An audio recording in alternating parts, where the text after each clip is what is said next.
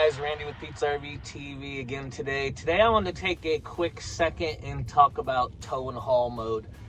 So tow and haul mode is something that is on most tow vehicles or vehicles that come with a tow package from the manufacturer. And what it does is it holds on to the shift points a little longer, so it helps us move some weight.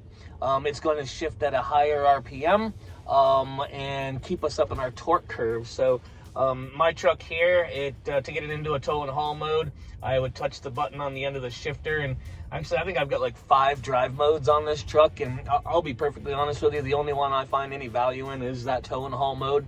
And as stated, as I take off from a standstill with extra weight behind me, it's going to hold on to the gears a little bit longer, getting me in that torque curve. So you'll notice the RPMs going up a little bit higher than they normally do when you drive without a trailer on. It is to move that weight. The other really cool thing that the tow and haul mode does is it starts to downshift your vehicle. So typically an automatic vehicle, we would not experience downshifting in like we would do in a standard vehicle, or you hear the 18-wheeler guys do when they're downshifting to slow that weight down. We typically just put on the brakes, right, and slow us down. Well, with all that extra weight behind you, what that does is it's going to create excessive heat. It's going to wear things out prematurely.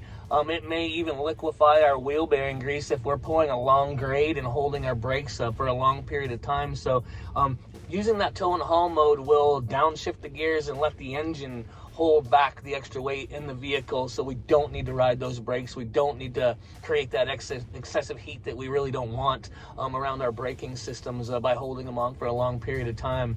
The other thing that the tow and haul mode is going to do is it helps us out, keep on the highway speeds. We're not constantly shifting in and out of overdrive. It'll sense where it needs to be and keep us there. So it actually is good for our transmission in that aspect. We're not going to be lugging it or creating excessive heat there too, especially if we're pulling grade. It will keep us in those little bit lower gears in that aspect, and higher RPMs at that point will move the transmission fluid through the transmission cooler a lot more effectively, again keeping your transmission cool. So lots and lots of great reasons to use that tow and haul mode.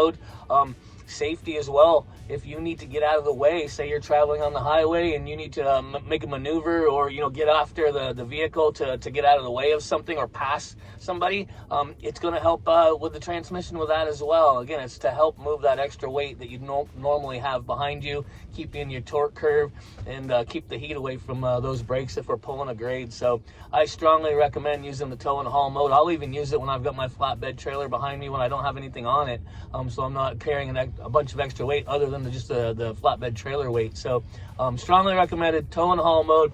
Put it on when you're towing that trailer, and it will help you every time. Thanks for watching Pete's RTV with Randy today. I look forward to seeing you on the road, and happy camping.